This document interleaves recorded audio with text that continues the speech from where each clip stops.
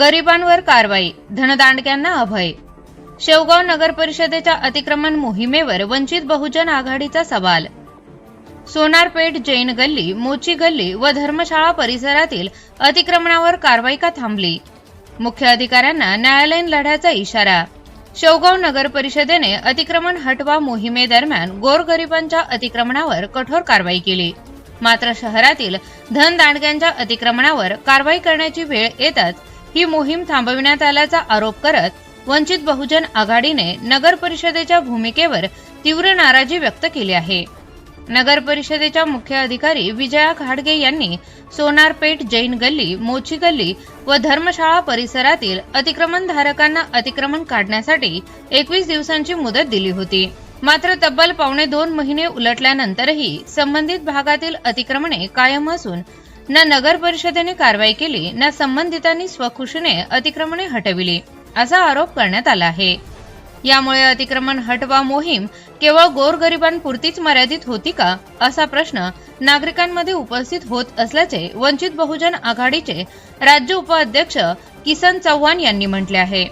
सामाजिक न्यायाच्या तत्वानुसार गरीब आणि श्रीमंत यांच्याशी समान वागणूक दिली गेली पाहिजे. मात्र नगर परिषदेची भूमिका संशयास्पद वाटत असून सोनारपेठ, मोची गल्ली, जैन गल्ली व धर्मशाळा परिसरातील अतिक्रमणावर कारवाई का थांबली याचे स्पष्टीकरण प्रशासनाने द्यावे अशी मागणी त्यांनी केली. शहरात काही निवडून आलेल्या पदाधिकाऱ्यांमार्फत मोठी डील झाल्याची चर्चा सुरू असल्याचाही दावा चव्हाण यांनी केला. या पार्श्वभूमीवर वंचित बहुजन आघाडीच्या वतीने मुख्य अधिकाऱ्यांना निवेदन देण्यात आले. यावेळी किसन चव्हाण यांनी इशारा देताना सांगितले की शेवगाव शहरातील शेवटचे अतिक्रमण हटेपर्यंत आम्ही स्वस्थ बसणार नाही. अतिक्रमण हटवा मोहिमेवर आमचे लक्ष कायम राहील. जर धनदांडग्यांच्या अतिक्रमणांना प्रशासनाने पाठीशी घातले तर संबंधित अधिकाऱ्यांनाही न्यायालयात खेचण्यास आम्ही मागे पुढे पाहणार नाही. दरम्यान या आरोपाबाबत नगर परिषदेची अधिकृत भूमिका अद्याप समोर आलेली नाही. नगर परिषदेने एप्रिल आणि मे महिन्यामध्ये शेवगाव शहरामधील जी काही अतिक्रमणे आहेत ती अतिक्रमणे काढण्याची मोहीम सुरू केली.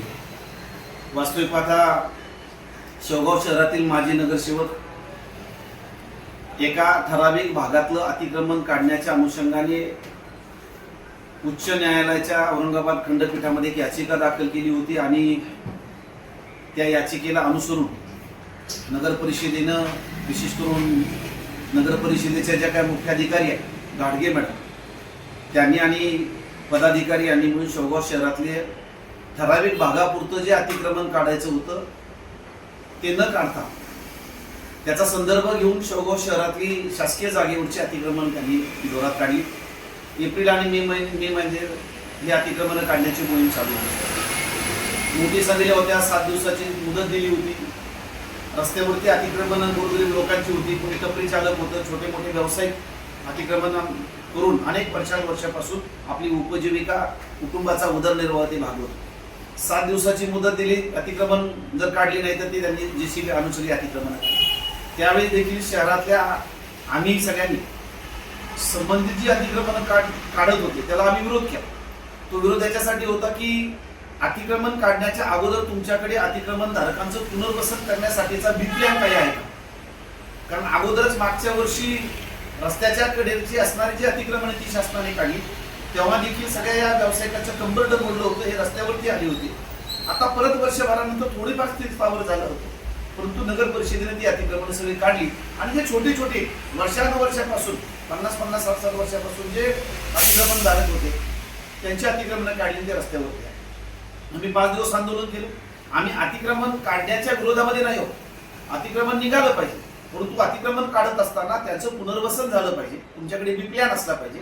तुम्ही इथं गाळे बांधून त्यांना तुम्ही चालवायला द्यायला पाहिजे, परंतु तसा कोणताही प्लॅन नगर परिषदेकडे नसताना त्यांनी सर्रास फक्त जे रस्त्याची अतिक्रमण होती उजाड करायची, ओसाड करायची, तोडून टाकायची, म्हणजे फक्त मोडायचं काम केलं नगर परिषद. सगळी अतिक्रमण निघालीत का तर आमचा आक्षेप आहे त्याच्यावर. आम्ही बघतोय की एप्रिल आणि मे महिन्यामध्ये गरिबांची अतिक्रमण काढली. त्याच्यानंतरची जी अतिक्रमण आहे, मोची गल्ली असेल, जैन गल्ली असेल, सोनारपेठ असेल, या भागातल्या व्यावसायिकांना ही मोठाली धनदांडग्यांची अतिक्रमण, त्यांना त्यांनी नोटिसा दिल्या. माझ्याकडे पत्र आहे, नगर परिषदेनं त्यांना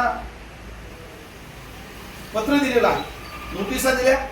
आणि 8 जूनला त्यांनी भूमी अभिलेख कार्यालयाला एक पत्र दिलेलं आहे नगर परिषदेने की शेवगाव नगर परिषद शेवगाव अतिक्रमण मोहीम चालू आहे. शेवगाव नगर परिषद हद्दीतील मोची गल्ली, सोनारपेठ, जैन गल्ली रस्त्याच्या व धर्मशाळा येथील नाल्यावरील अतिक्रमण काढण्याच्या अनुषंगाने आराखड्यानुसार 9 मीटर आहे आणि सोनारपेठ हा रस्ता 12 मीटर इतका आहे. अतिक्रमणे काढते वेळेस नागरिक प्रशासनाची उजत घालतात, त्यामुळे तुम्ही आम्हाला हद्द पुन्हा निश्चित करून द्या, अशा पद्धतीचं पत्र 8 जूनला नगर परिषदेने भूमी अभिलेख कार्यालयाला दिलं.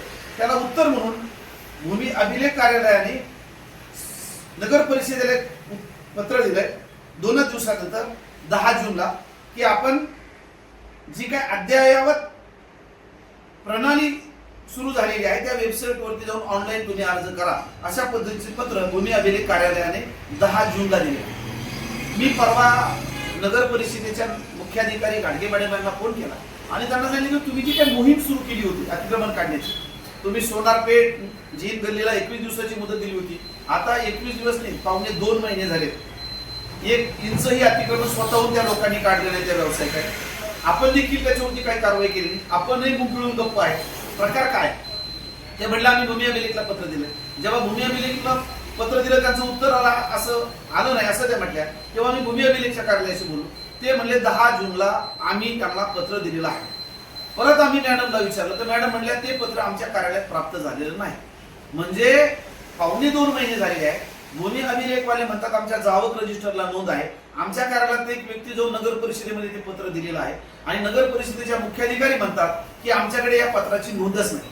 मला असं वाटतं की हा लोकांना मूर्ख बनवण्याचा कार्यक्रम या ठिकाणी मुख्याधिकारी आणि नगर परिषद करत आहे.